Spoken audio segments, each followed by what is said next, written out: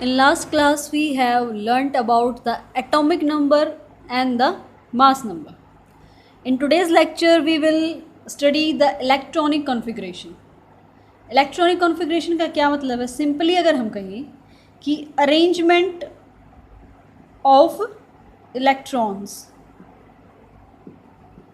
In their respective shells.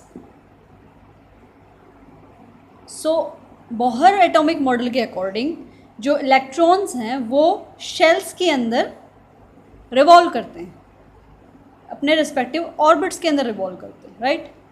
तो उन respective orbits के अंदर इलेक्ट्रॉन्स की अरेंजमेंट क्या होगी, कैसे हम उन्हें अलाइन करेंगे कि किस पर्टिकुलर ऑर्बिट में कितने इलेक्ट्रॉन्स होंगे और उनकी एनर्जी का ऑर्डर क्या रहेगा, उस अरेंजमेंट को हम बोलते हैं इलेक्ट्रॉनिक कॉन्फ़िगरेशन या फिर electronic arrangement. Electronic arrangement, right.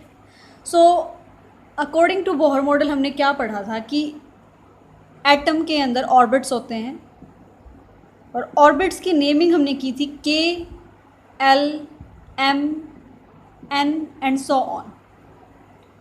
और what about the specific about these orbits कि जो के, एल और एम, एन हैं, ये क्या हैं? ये हमारा न्यूक्लियस है जैसे कि. तो फर्स्ट ऑर्बिट को हमने बोला के, सेकंड को एल शेल, थर्ड को एम शेल, फोर्थ को एन शेल, राइट. सो जैसे जैसे न्यूक्लियस से हमारे ऑर्बिट्स दूर होते चले जाएंगे वैसे वैसे इनकी एनर्जी इंक्रीज़ करती जाएगी. So it is the increasing order of their energies as well. तो ऑर्बिट्स को हम क्या बोल सकते हैं? हम energy levels. Orbits are also called as the energy levels. So what will be the order of energy in this orbits? सबसे कम एनर्जी होगी क्योंकि सबसे नज़दीक कौन सा ऑर्बिट है? के शेल या फिर के ऑर्बिट. तो सबसे कम एनर्जी किसकी होगी? के, फिर L, then M and N and so on. कितने भी ऑर्बिट्स जो हैं वो पॉसिबल हैं. सो ये फाइनाइट नहीं है कि किसी भी एटम के अंदर एक ही, दो या फिर तीन ही ऑर्बिट्स होंगे. ऑर्बिट्स का नंबर या फिर शेल्स का नंबर जो है वो इनडेफिनिट है. They can be infinite, right. So इसकी लिमिट जो है नहीं बताई गई. So increasing order of energy is K has the minimum energy and after that energies of the shells, energies of the orbits goes on increasing, right. So what is the electronic configuration? How do we arrange the electrons in their respective shells? इसी को हम बोलेंगे electronic configuration या फिर किसी भी element की complete profile. Complete profile क्यों? प्रोफाइल क्या बताती है? अगर हमारी प्रोफाइल की अगर बात करें, क्या बताएगी? हमारे क्वालिफ़िकेशन, हमारा नाम, हमारा एड्रेस, ये सब चीज़ें, मतलब complete information would be included in a profile. So किसी भी एलिमेंट की कंप्लीट प्रोफाइल क्या है? उसकी प्रॉपर्टीज़, उसकी केमिकल प्रॉपर्टीज़. एंड उसकी केमिकल प्रॉपर्टीज़ किसके ऊपर बेस्ड हैं? उस एलिमेंट की इलेक्ट्रॉनिक कॉन्फ़िगरेशन के ऊपर. उसके अंदर कितने इलेक्ट्रॉन्स हैं, क्या उसकी वैलेंसी रहेगी, right. So chemical properties of an element depends on the electronic configuration of that particular element. So electronic configuration defines the complete profile of an element, right. So how do we write the electronic configuration?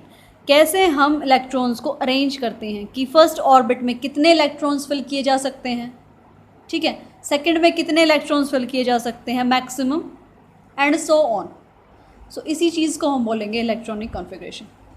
So what are the rules? Some basic rules जो हैं वो follow होते हैं to fill the electrons in their respective shells. That is, so distribution of electrons in different shells और energy levels. Shell और energy level एक ही चीज़ है. हम इन्हें शेल्स भी बोल सकते हैं, ऑर्बिट्स भी,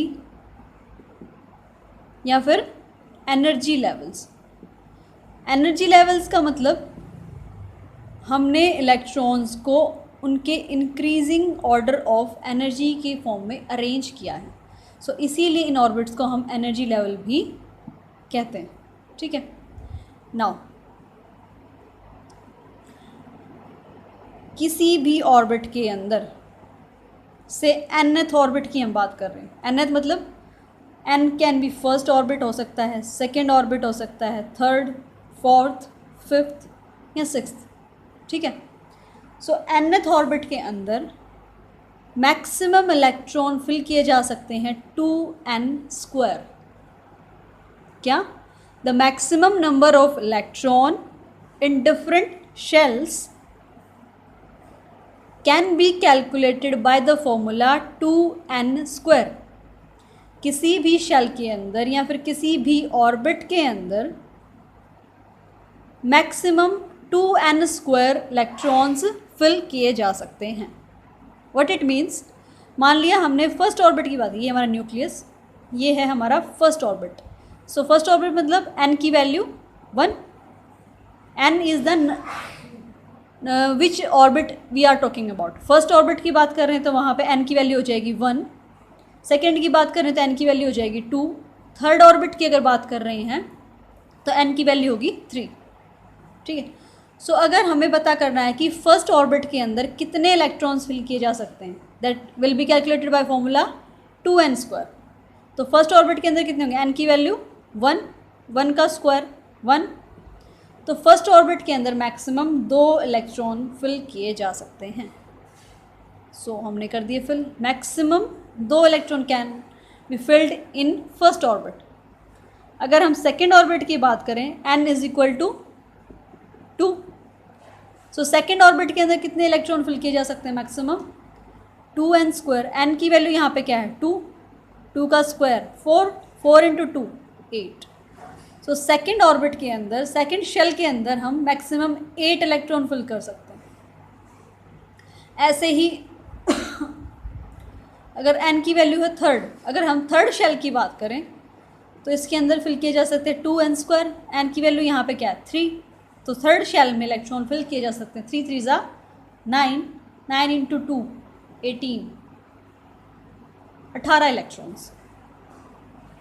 ऐसे ही फोर्थ ऑर्बिट में अगर हमें कैलकुलेट करना है तो maximum electrons that can be filled in fourth orbit is 2n²। 4 4 16 and 16 into 2 32 and so on.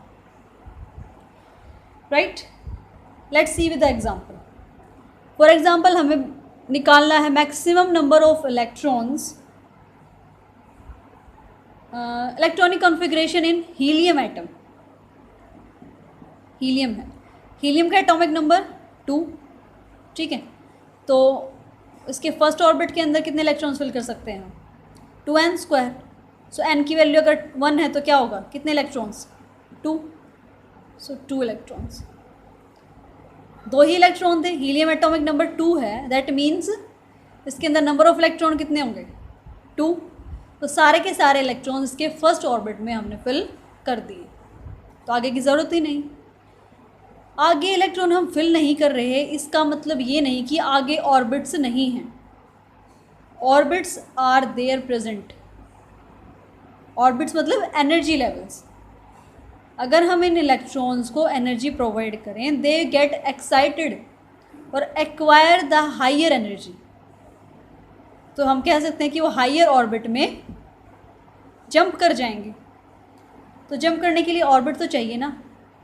According to Bohr model we are talking about, actual में ऑर्बिट जैसा कुछ नहीं होता।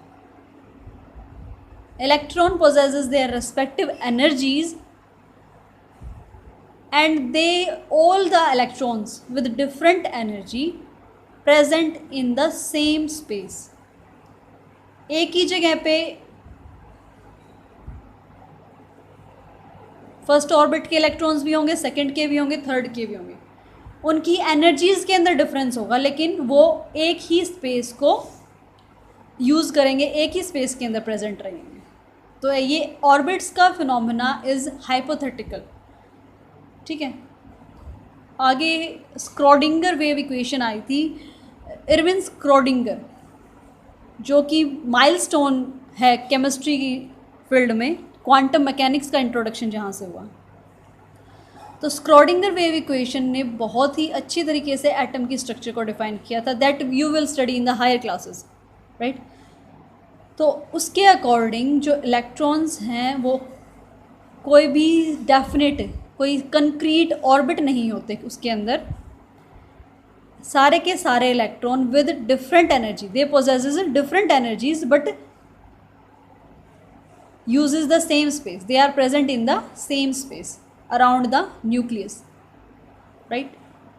Just okay, so we are talking about the electronic configuration. Now let's take some other examples to better understanding of the electronic configuration, how to fill the electrons, how to write the electronic configuration of a particular element. Let's take the example of magnesium.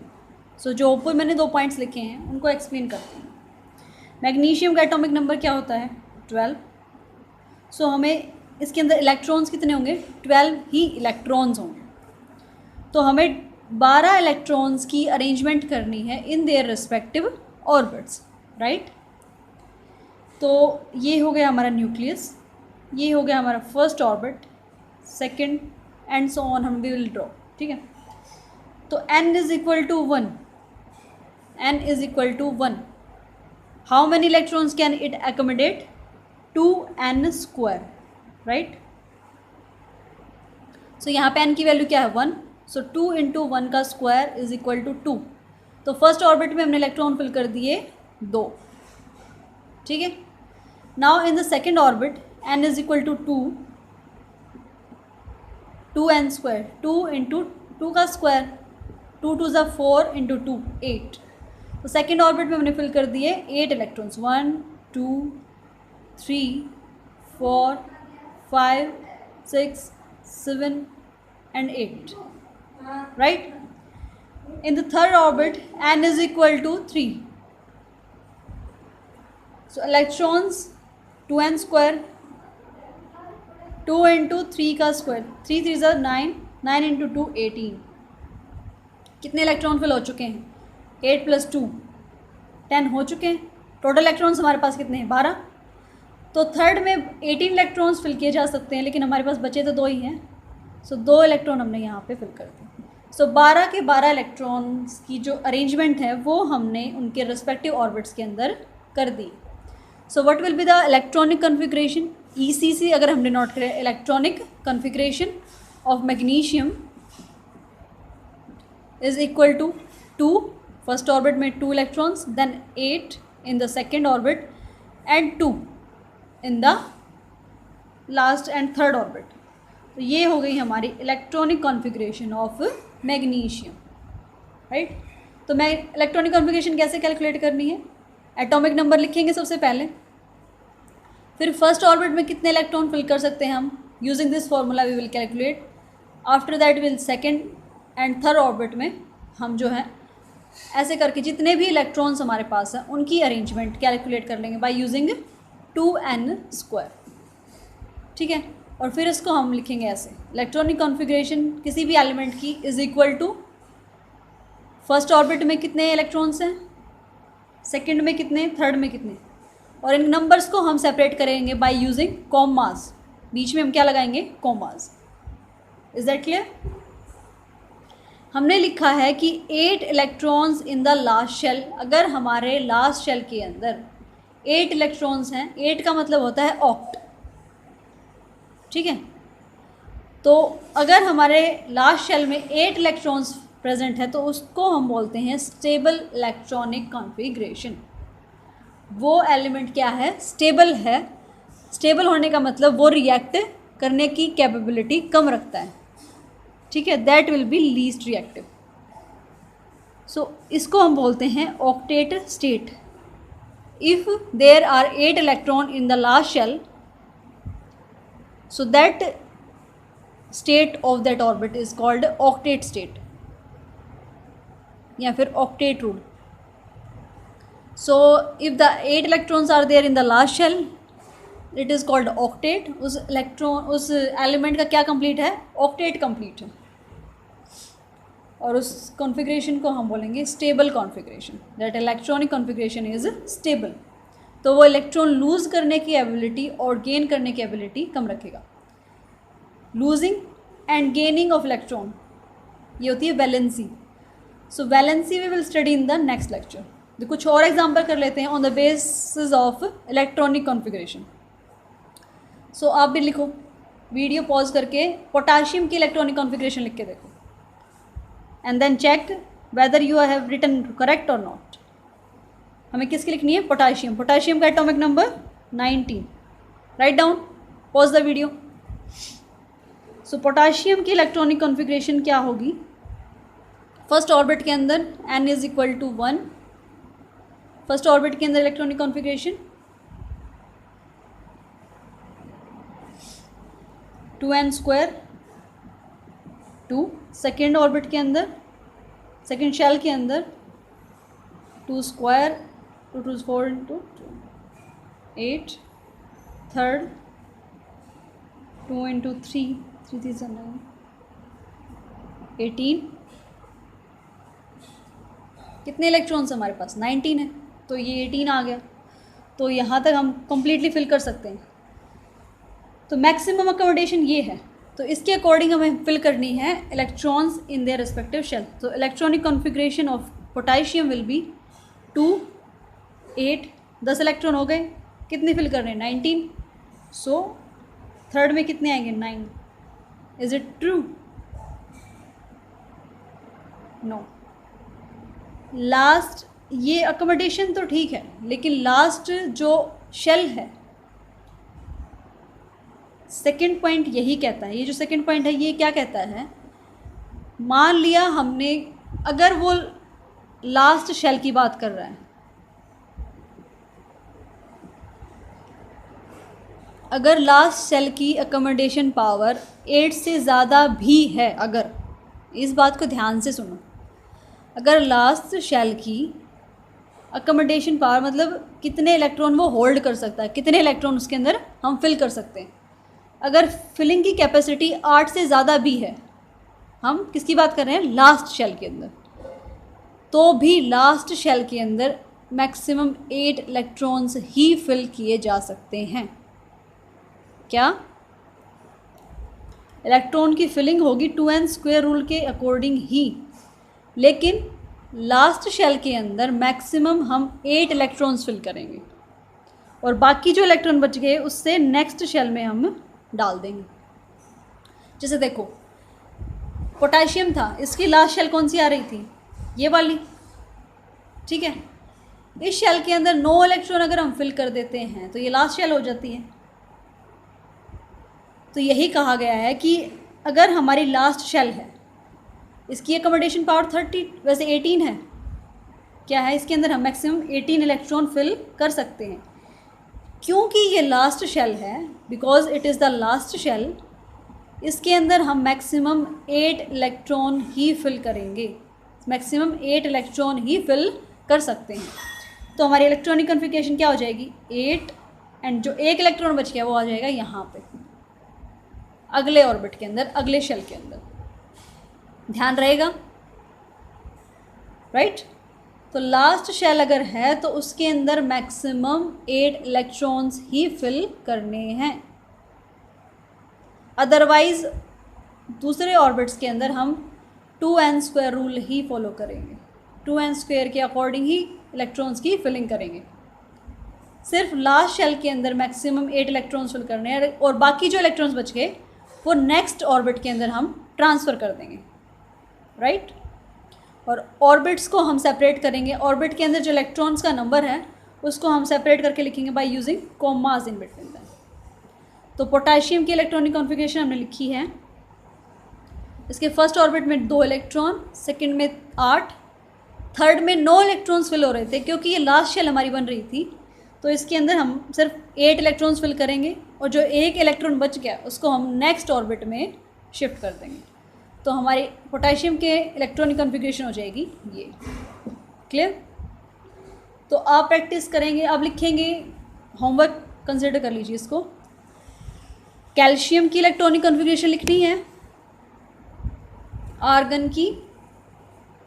Homework क्या है आपका?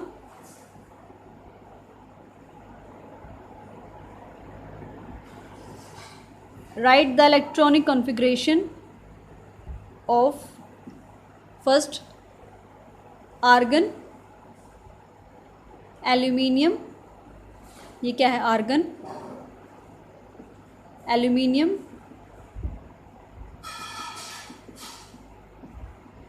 Okay, and chlorine, Cl formula है chlorine, and magnesium हो चुका है, fluorine, nitrogen and boron. Fluorine,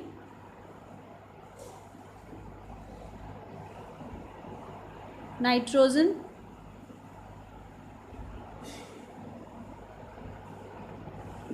और boron, इनकी electronic configuration आपको लिख के देखनी है, ठीक है।